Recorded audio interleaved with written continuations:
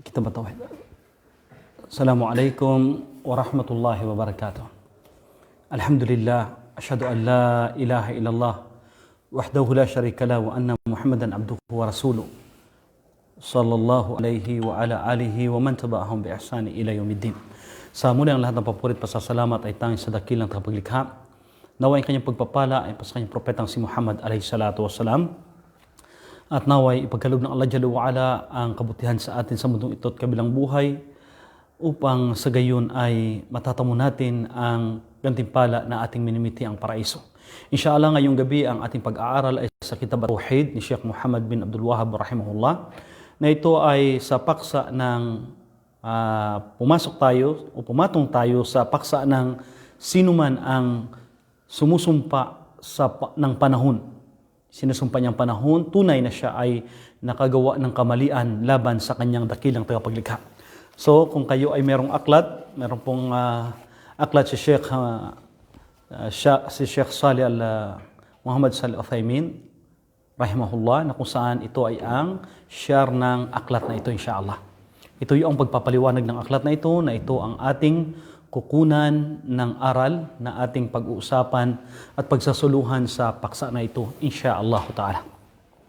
Kaya sinimulan ng mu'allif rahimahullah, kagaya na lamang sinabi ng Allah subhanahu wa ta'ala sa banal na Quran sa chapter 45 verse 24 ng banal na Quran, sinabi ng Allah Jalla wa Ala, wa qalu ma hiya illa hayatuna dunya namutu wa nahya wa ma yuhlikuna illa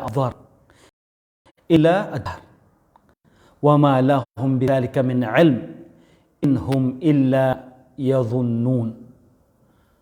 At nasabi ng Allah Jalla wa Ala, sila ay nagwika, ang mga hindi mananampalataya, ang mga taong may pag-aalinlangan sa ating dakilang tagapaglikha. Tunay na ang buhay na ito, ang buhay natin ay buhay lamang sa mundong ito. Tayo ay mamamatay at tayo ay mabubuhay. At walang iba kundi tayo ay sinisira lamang ng panahon. Kaya dahil dito sila ay walang tunay na kaalaman, maliban na lamang na ito ay ang kanilang maling haka-haka o ang kanilang sariling pangunawa. Ito ang bibigyan natin ng pahalaga. At ang hadith ni Abu Hurairah radhiyallahu anhu na nasabi ng Propeta Muhammad alayhi salatu wassalam, qala Allah Ta'ala, at ito ay sa hadith al-Qudsi, nasabi ng Sugo alayhi salatu wassalam, yu'dini ibnu Adam yasubbu ad-dahr wa ana ad-dahr. Ukallibu al-layla wa nahar. Nasabi ng Allah Jalla wa Ala sa hadith al-Qudsi ng anak ni Adan ay gumawa ng kamalian laban sa akin at kanyang sinusumpa ang panahon, ang dahar. Tunay na ako ang panahon, ang dahar. At ang sinasabi nating lahat ng bagay na ito ay sa aking mga kamay. Ako ang nagpapalit-palit ng gabi sa umaga at ang umaga sa gabi. Inshallah, ating bibigyan ng pagkakataon ng ating mga sarili na maunawaan ang salita na ito ng ating dakilang tagapaglikha. Una, aking mahal na mga kapatid, minsan na lamang sa ating mga kababayang Filipino o sa ating kultura ng mga Pilipino, minsan lumalabas yung sinasabi nating panglalait sa ating dila, panglalait ay ng ating dila, na minumura natin, nilalait natin ang panahon. Nadidinig nyo yan minsan. Kaya sa atin bilang isang Muslim, mahirap sasabihin, maging pagtuturo po ito. Yung sinasabi nating PI na panahon na ito. Kung ano na lang ang masasabi natin, mahiya po ako magsabi dahil hindi po natin katangian bilang isang Muslim na sasabihin po ito. Ito yung mga panglalait nagmula sa mga dila ng mga taong walang pagpapasalamat sa ating dakilang tagapaglikha. Kaya bago pa man ang lahat, ako ay nagpapasalamat sa bawat isa't isa at hindi ko na kayo isa-isahin, mula kay Sister Zainab, kay Sister hanggang kay Sister Almira, si Brother Ryan, si Brother Sister Amal, si Butchoy, sa lahat sa inyo, sa sino pa mang sumusubaybay po nito, nawa inshallah ay makuha natin ang aral dito na ating iwasan ang sinasabi nating panglalait sa panahon. Dahil ito ay may kaugnayan sa ating pananampalataya. Kaya isa-isahin natin upang lubusan nating maunawaan insyaallah ta'ala. Ang sinasabi nating sab, yung pagsumpa o yung pagsisisi. Sinisisi mo ang isang bagay. So, sa mananampalatayang Muslim, alam po natin na tayo po ay hindi nating katangian na ating sisihin ang sinasabi nating panahon. Dahil alam po natin na ito ay nagmula sa Allah Jalla wa'ala, at sa hadith na ito ay ating matanto at ating malaman na sinabi ng Allah Subhanahu wa ta'ala, wa ana dahr, ako ang panahon. Siya nagkakaloob nitong, nangangalaga nito, kaya wala tayong karapatan na susumpain o lalaitin ang panahon dahil ito po ay ang pag-aari ng dakilang tagapaglikha at siya mismo ang nagkakaloob sa atin. Ang aya na ito, mga kapatid, ay isa sa mga pagpapaalala sa atin na bilang isang mananampalataya, sa simula pa lamang sa ating mga dila, ang ilalabas nito ay ang pagpapasalamat sa ating dakilang tagapaglikha. Kaya sa ating halimbawa, pagsasala natin, Alhamdulillahi Rabbil Alamin. Kapag tayo'y nagbahing, Alhamdulillah. Kapag nagbahing tayo, kapag tayo ay natulog, kapag tayo ay magsimula ng ating mga mabuting gawain, tayo ay kasama rito palagian ang pagpapasalamat sa ating dakilang tagapaglikha. Kaya dahil dito, aking mahal na mga kapatid, ang dakilang tagapaglikha Allah Subhanahu wa ta'ala, sa paliwanag ni Sheikh ng ating doktor ni Sheikh Salih Al-Fawzan hafidahullah, na kanyang talakay sa kanyang aklat na ang Allah Subhanahu wa ta'ala ay nagpahayag sa atin sa bersikulong ito tungkol sa sinasabi nating mga hindi mananampalataya na mga dahris. Ito yaong mga dahris, ito yaong mga grupo ng mga Arabo na kung saan ito yaong mga sekta ng grupo ng mga tao na kung saan kanilang hinahamak ang sinasabi nating panahon, na sila ay hindi naniniwala na mayroong Diyos, mayroong dakilang Allah.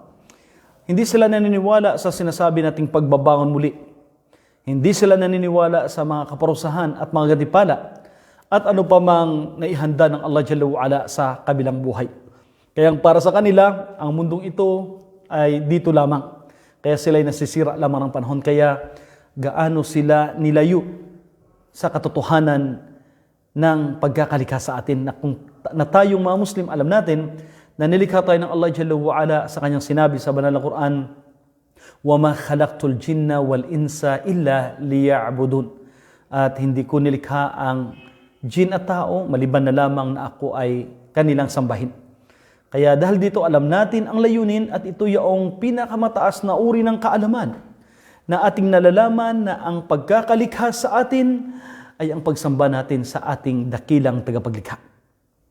Kaya dahil dito, umaasam-asam tayo ng gantimpala, ng mga patnubay, habag ng Allah Jalla wa'ala, upang matamon natin ang ating minimithing kabilang buhay. Nakabaliktaran sa sinasabi nating mga mulhid na ito, yung mga atheist na ito, na mula sa mga grupo ng dahris, at ito ay ang mga tao na kung saan wala silang pagpapasalamat sa dakilang tagapaglikha. Dahil kanilang tuluyang tinatalikuran ang mga naghihintay sa kanila na gantimpala. Bagkus, dahil kanilang tinalikuran ang mga gantimpalang yaon, ang naghihintay sa kanila kapag sila'y mamatay sa ganung estado, ay ang kaparusahan ng ating dakilang tagapaglikha.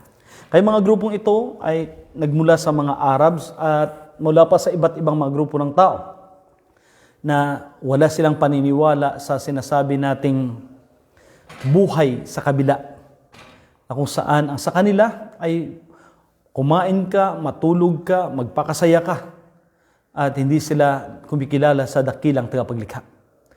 Kaya dahil dito, sa ganitong paniniwala ng mga tao, sila ay naniniwala na ang makapagdulot ng kamatayan ay ang sinasabi nating paglipas lamang ng panahon.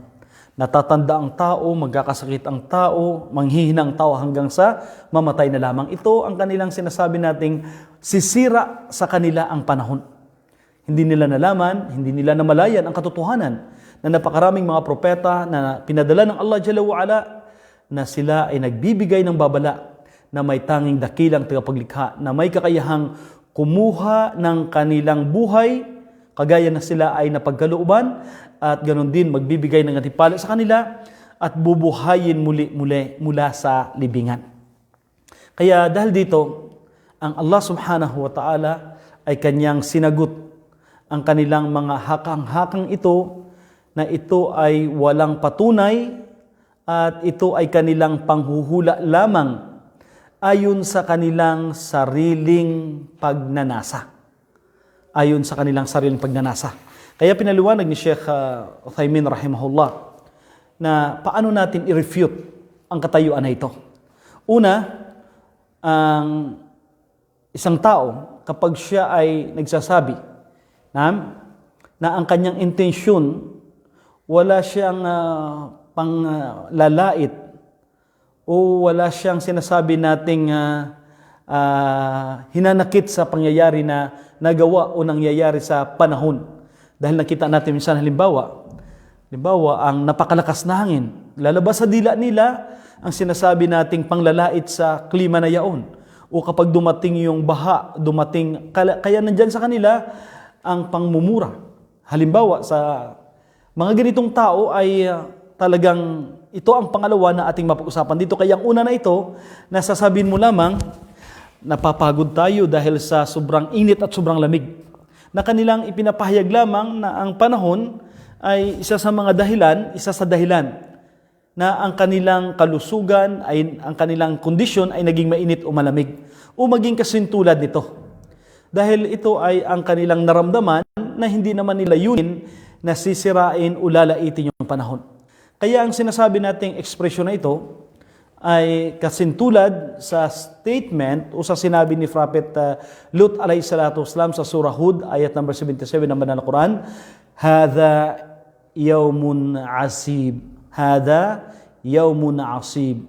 Kaya ang araw na ito yung araw na kung saan ang araw ng kapighatian o kalungkutan. Kaya kalungkutan dahil nga sa mga pangyayari sa buhay na ikay nalulungkot ba't hindi mo hinahamak ang araw na yaon. So ito ay legal na maaring pinapahintulutan na gagawin o sasabihin ng isang tao. Ito ay araw ng kapigatian o araw ng masabi natin, araw ng tagumpay o araw ito ng kaligayahan dahil sa mga pangyayari sa kanilang buhay.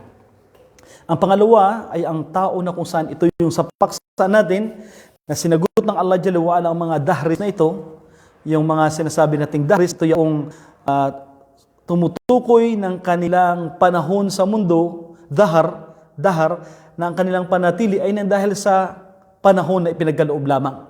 Kaya nanatili sila dahil sila ipinagkalooban ng panahon, kaya dahar, kaya dahriya, o masabi natin na sila ay mga tao na kung saan nanglalait sa panahon. Kaya dahil dito, kung ang mga taong ito ay kanilang tuluyang sinusumpang panahon na ito, na ang kanilang mga kabutihan o ang kanilang mga kasamaan na nangyari sa kanila ay nang dahil dito, ito ay uri ng sinasabi nating syirkul akbar. Dahil sila ay may pinapaniwalaan pang iba na tagapaglikha at kanilang itinatambal sa Allah subhanahu wa ta'ala. Kaya pinaliwanag ng ating mga ulama dito na ang sinasabi nating syirkul akbar na ito, yung syirk na ito yung pagsamba nila sa Allah, pagsamba sa Allah, na kanilang sinasabayan ng mga inuugnay nila na sinasamba kapantay sa Allah. Kaya ang akala nila ito ay uri ng sinasabi nating pagsamba, subalit ito ay uri ng pagtatambal. Uri ng pagtatambal. Kaya dahil dito, nag-iisip sila na mayroon pang ibang tagapaglikha o iba pang kapangyarihan na nagpapangyayari sa isang pangyayari. So, ito'y paniniwala na kung saan ang pagpapalabas ng tao sa pananampalatayang Islam, dahil alam po natin sa isang mananampalatayang Muslim na ang Rab nitong sanlibutan, tagapangalaga, tagapagtustos tagapagbigay ng sinasabi nating ating mga pangangailangan at nagpapahintulot ng pangyayari ay ang Allah subhanahu wa ta'ala at hindi ang sinuman o anumang panahon. Ito ay ang papasok sa sinasabi nating syirkul akbar. Ang pangatlo, ang pagsumpa sa panahon na ito ay ang sinasabi nating nangyayari, ang klima na ito, kaya sinusumpa niya, subalit siya naniniwala na ito ay sa kapahintulutan, ito ay nangyari sa kapangyarihan ng Allah. So hindi niya sinusumpa ang Allah, bagkus ang kanyang sinusumpa ay ang panahon. Ang panahon ang kanyang sinusumpa. Ang ibig sabihin dito, na hindi siya naniniwala na yung panahon na ito ay mayroong sinasabi nating maidudulot na kabutihan o ano pa man sa kanya o yung sinasabi nating kasamaan, subalit kanyang sinusumpa lamang ang panahon. Sasabihin natin na halimbawa kung ano yung masamang dila na ilalabas niya laban sa panahon na yaon. Ito po ay pinagbabawal, subalit hindi ito umabot sa sinasabi nating pagkakaroon ng shirk dahil sa kanyang dila po lamang. Kaya nadidinig natin minsan yan bilang mga Filipino na kung saan ay may mga sinasabi nating kasalita na masama yung panahon. Ang punto rito na sa kanyang dila po lamang, subalit ang nagdudulot o nagpapahintulot, ito yung dapat natin tandaan, nagpapahintulot ng sinasabi nating pangyayari na masama ay ang Allah subhanahu wa ta'ala. Alam po natin siya ang nagbibigay ng kapahintulutan nito, subalit alam natin na ang kasamaan ay hindi nagmula sa Kanya. At hindi niya nagugustuhan ang anumang kasamaan. Kaya dahil dito sa kanilang katangahan o masabi nating kaululan at masabi nating hangal ang mga taong ito. Sila ay papaligaw sa sinasabi nating katotohanan ng sinasabi nating batas ng Allah subhanahu wa ta'ala. Kaya dahil dito nga, dahil sa kanilang kakulangan sa kaalaman, ay papatong sa pagsumpa nila sa dakilang tagapaglikha. Kaya ang kanilang sinasabi rito, na kung saan maaari sabihin nila na sila ay nakagawa sila ng sinasabi nating kamalian laban sa Allah. Kaya dapat nating titingnan dito na yung sinasabi nating kamalian ay ang akala natin na nakagawa tayo ng kasamaan laban sa Allah subhanahu wa ta'ala. Alam natin ang Allah Jalla wa Ala ay hindi natin siya madudulutan o maaabot sa Kanya ang anumang mga kasamaang ginagawa natin. Sa puntong ito, ibig sabihin yung mga taong ito ay nakagawa ng kasalanan sa kanilang mga sarili. So ito ay magdudulot ng kaparusahan dahil kanilang sinuway ang batas ng ating dakilang tagapaglikha. Sa halimbawa na binigay ni Sheikh Uthaymin, hafidahumullah, rahimahullah, na halimbawa may naamoy kang sinasabi nating mabaho. Ito ay masamang amoy, katulad ng amoy na halimbawa kapag pumunta sa masjid, yung bawang, yung sibuyas. Subalit hindi ito nakapagdulot ng masabi nating kasamaan sa iyo. Napipinsa, hindi makapagdulot ng kapinsalaan sa iyo. Kaya dahil dito ang sinasabi nating pagsagawa ng kapinsalaan, ito ay nasabi ng Allah Jalla wa Ala at ito ay ating paniwalaan. Ito ay ating paniwalaan. Kagaya sa isang tao sa masjid na kung saan kapag naamoy mo, subalit hindi ito nakapagdulot ng ano paman sa kanya. Ito ay sinabi ng Allah Jalla wa Ala sa surah Ahzab, ayat number 57 ng Banal na Quran na sinabi ng Allah subhanahu wa ta'ala. Surah Ahzab, chapter 33 ng Banal na Quran at ayat number 57 na sabi ng Allah subhanahu wa ta'ala, innal ladhina yu'duna Allah wa rasulah. At tunay sa katunayan, yung mga pumipinsala sa Allah at sa kanyang sugo o pagsagawa ng mga disturbance, annoyance laban sa Allah at sa kanyang sugo. Sabi ng Allah Jalla wa Ala, la'anahumullah fid dunya wal akhirah. Wa adda lahum adhaban muhina. At sila sa mundong ito, sabi ng Allah Jalla wa Ala, Sila ay sinusumpa ng Allah Jalla wa'ala sa mundong ito at sa kabilang buhay ay mayroong nakahanda sa kanila na kaparusahan at ito yaong wa'addalahum adhaban muhina. Nang Allah Jalla wa'ala ay may naihanda sa kanila na kahiyahiyang kaparusahan sa mga taong gumagawa ng kasamaan sa ating dakilang tagapikha. Kaya dahil dito ang hadith al-Qudsi na ating nadinig na ang anak ni Adan ay ako ay kanyang ginawa ng kasamaan, kamalian. At nilait niya ang panahon, samantala ako ang sinasabi nating panahon. Sa hadith ng Propeta Muhammad alayhi salatu wasalam na ito ay ang hadith al-Qudsi, ako ang panahon at ako ang nagpapalipat-lipat ng gabi sa umaga at ang umaga sa gabi. Kaya isang kahalayan at kasamaan na magagawa ng tao na kanyang gagawan ng kasamaan ang kanyang dakilang tagapaglikha sa sinasabi nating panglalait na ito. Samantala, nasabi ng Allah Jalla wa'ala, wa ana dahr, wa qallibu layla wa nahar. Ako ang panahon na kung saan ako ang nagpabago-bago ng gabi at ng umaga. Kaya dahil dito, ang hadith na ito, na kanilang nasabi ng Propeta Muhammad alayhi salatu wasalam na ang kanilang nagagawang sinasabi nating kasamaan na nakapagdulot ng kasamaan sa kanilang dakilang tagapaglikha. Ibig sabihin, ang akala nila ay kanilang napinsala ang kanilang dakilang tagapaglikha. Ito palang pipinsala ng mga tao ay sa kanilang mga sarili. Dahil sa sinabi ng Allah Jalla wa'ala, innahum la yadhurrullah shay'a. Innahum la yadhurrullah shay'a. Tunay na hindi nila mapipinsala ang Allah Jalla wa'ala sa anumang kaliit-liitan na kanilang ginagawa.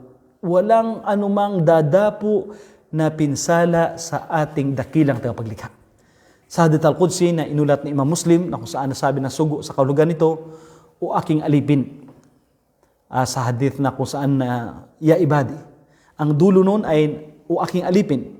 O aking alipin na hindi nyo maabot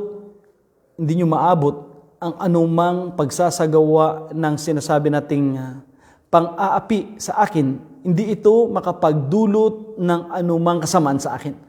Kaya dahil dito, anumang gagawin mo na kabutihan o kasamaan, hindi ito magdudulot ng kapangyarihan o dagdag ng kapangyarihan sa Allah Jalla wa'ala, o kung gumawa ka man ng kasamaan, hindi ito makapagdulot ng pinsala at makapagpabababa ng kadakilaan ng Allah subhanahu wa ta'ala.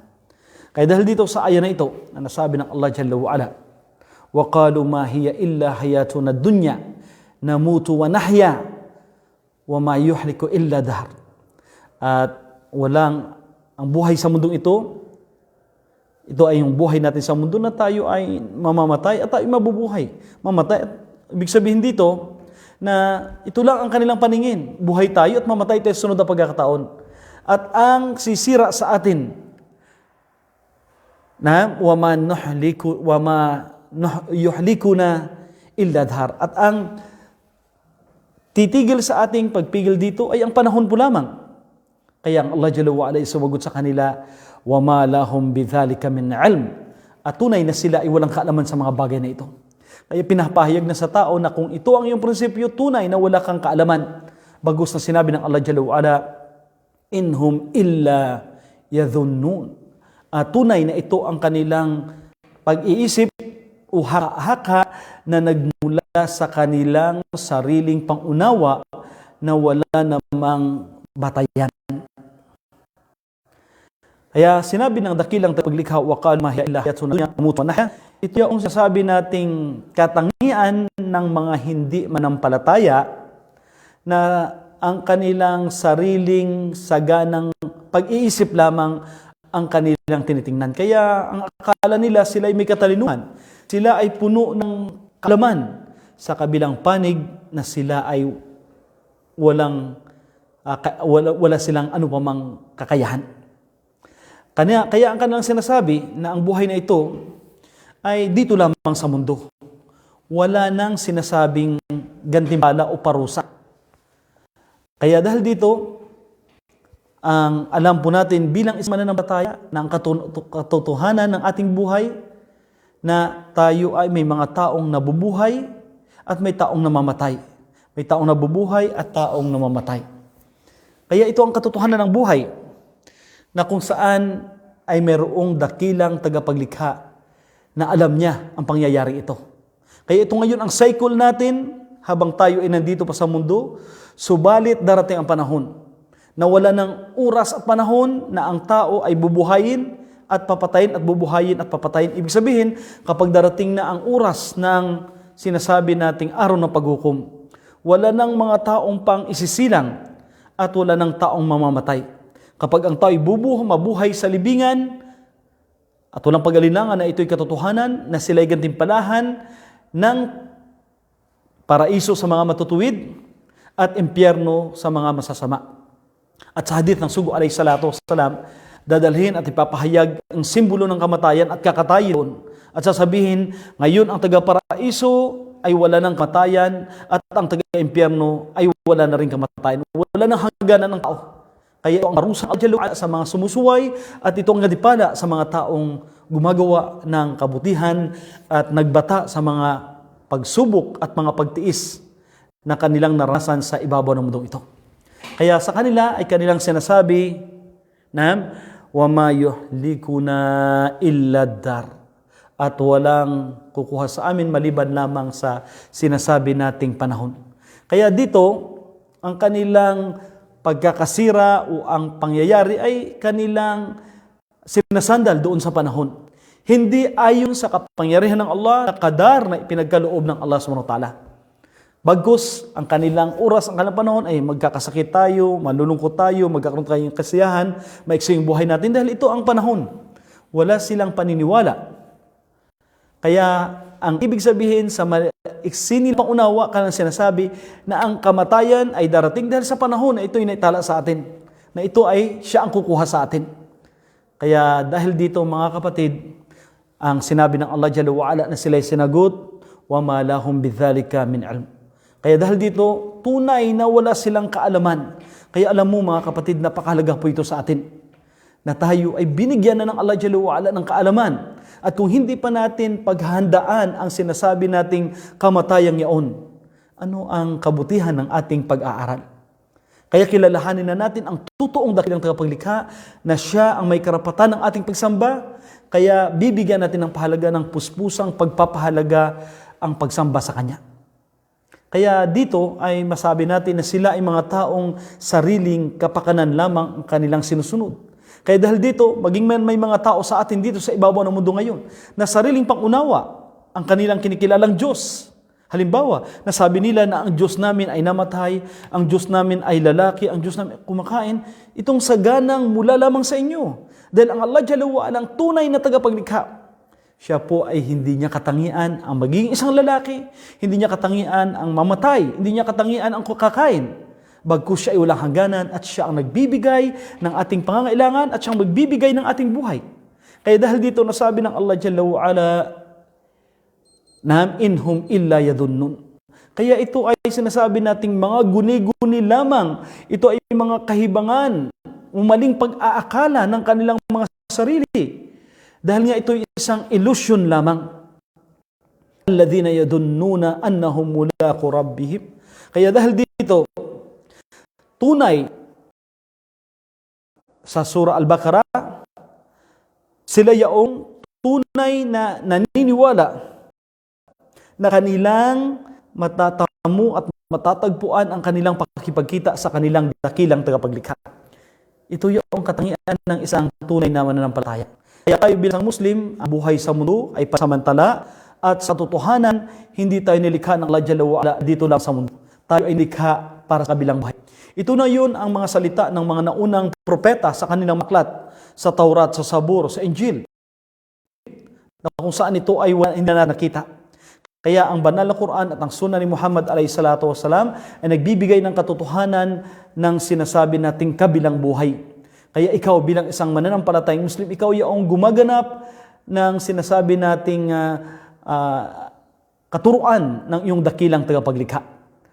Kaya naging obligado sa atin ang maniniwala sa araw ng paghukom at alam natin na tayo'y alipin ng Allah Jalla wa Ala na gagawa kung ano ang nasa kagustuhan ng ating dakilang tagapaglikha. Ang patunay hinggil sa sinasabi nating pag-iisip natin na ang Islam ay nagbibigay ng imbitasyon sa bawat isa't isa na dapat tayo ay magkakaroon ng tamang pag-iisip na iwasan natin ang anumang mga kasamaan. Iwasan natin ang paglayo sa pagsasagawa ng kasamaan, pagnanakaw, pangangalunya, sugal o ano pa mang nakakasira sa ating buhay. Dahil tayo po ay naniniwala na tayo ay bubuhayin muli at bibigyan ng gantimpala sa kabilang buhay. Kaya sa kabila ng lahat, sila ay hindi naniniwala sa araw ng paghukom. Walang pag-alinlangan na tayo naniniwala sa araw ng paghukom. Sila ay hindi naniniwala na may gantimpala at kaparusahan. Tayo ay tunay naniniwala na may gantimpala at mayroong kaparusahan. Kaya dahil dito, pakinggan natin ang sinabi ng Allah Jalla wa Ala sa surah Al-Qasas, chapter 28, verse 85 ng Banal na Quran.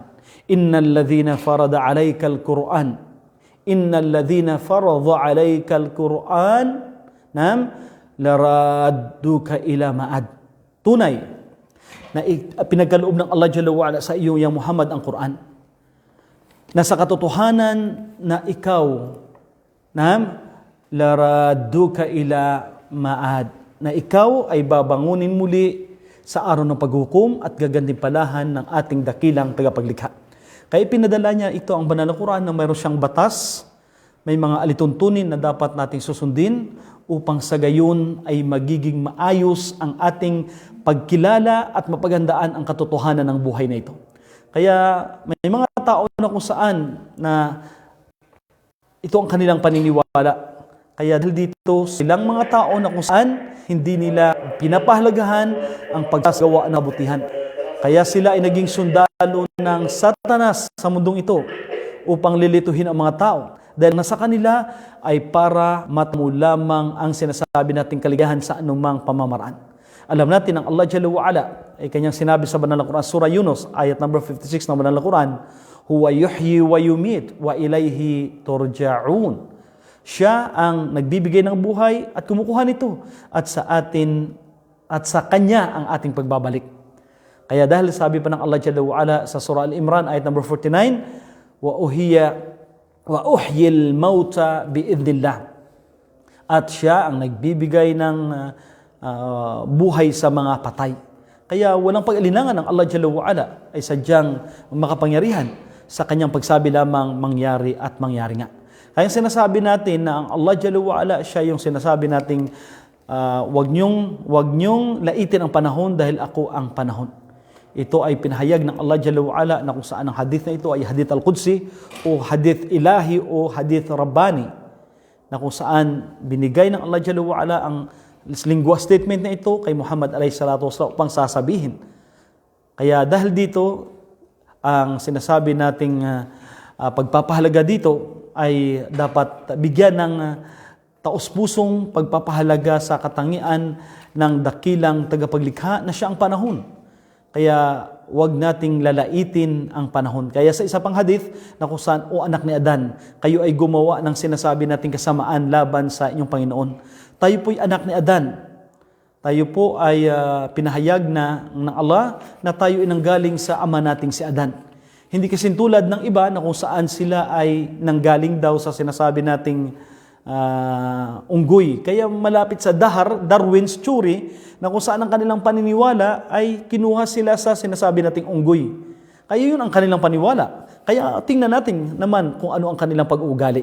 Kaya sa isang mananampalataya, hindi natin dapat gagawin ang sinasabi nating katangiang yaon dahil ang kanilang pag-aakala na sila ay mula sa unggoy.